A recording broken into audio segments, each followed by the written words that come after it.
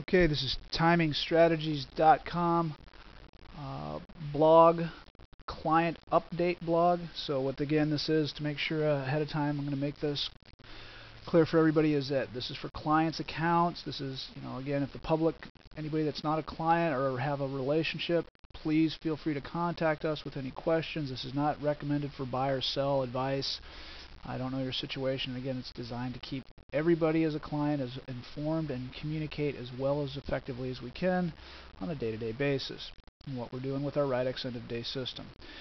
Where we left off, well,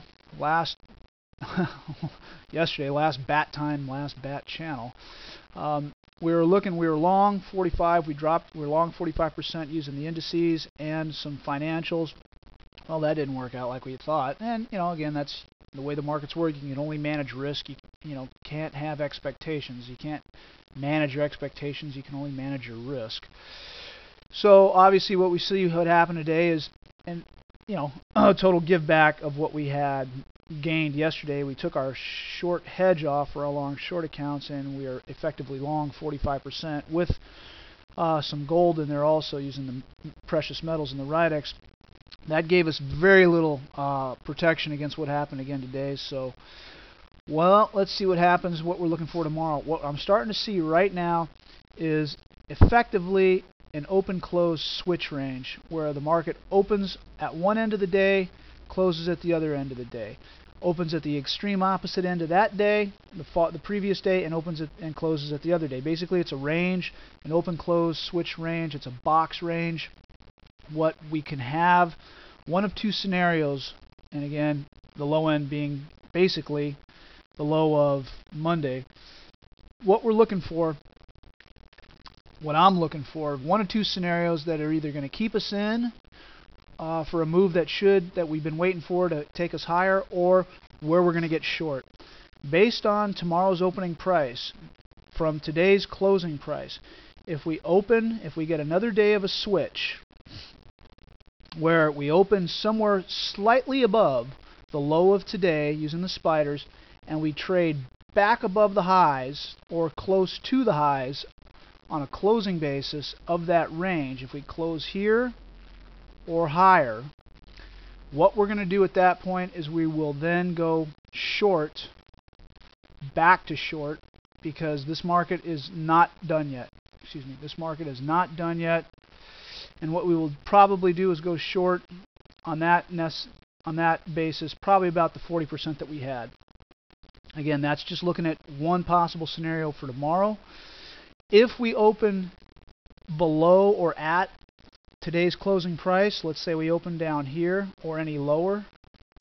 Let me just put that up. Let's say we open below today's low, and we trade all the way back down and wash out all the lows that we've established from the last 1, 2, 3 days, and then we can manage somehow to close back, I don't know how that would happen, back above, basically putting a bar that looks like that in somehow, back above the lows of Monday.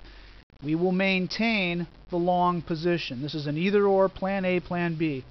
Probabilities of one of those happening, I think, give us a cover about 80% of the parameters and probabilities. What I don't want to see, well, obviously what I don't want to see is a lot of things, but one of the things I would prefer not to see is an open lower, wash out all the way down to here, and a close lower. That would be ugly. That would stink. What will we do in that situation? Depending on what kind of volume and what kind of range, price range, bar expansion, if we get any, that remains to be seen. And again, we've got price targets down here again, but I don't want to keep getting into that value trap and buying lower, buying lower. The market is as extreme as it needs to be for the kind of move back up that we are looking for. These types of price extremes and sentiment extremes have an 85–90% probability of working, barring that outlier, which we very well may be in. And again, I'm starting to sound like a lot of the news and a lot of the, sentiment writers out, all the newsletter writers, all the garbage. Sentiment's bad enough that we should see a pop. And if we don't get the pop, well, then obviously what's the alternative? You can, paint that any way you want. But from what I'm seeing now, what I'm hoping that we get is, and this is a hope, but this means nothing to the market, is that we get a open-close switch that gives us a day back up. And then that day back up, as long as we don't trade above the close of, what day was that? July the 2nd. As long as we don't close above that high, we will then, more than likely, put that short position back on, because this market is not responding as necessary. So hopefully we do get that one reverse day of a switch. If not, well, anything can happen. I'm not looking for a crash. We don't predict crashes, but again, the environment is in that area where that type of sentiment where there could be a crash in slow motion, a slow burn crash that just keeps moving lower and lower and lower, and that kind of stuff is not something that's not what we want to try to guess where the bottom's at. I mean, that's the bottom line there. Let's go to the GLD real quick. Gold is becoming significantly more attractive. If we can get a move and a close back above, let's get rid of that.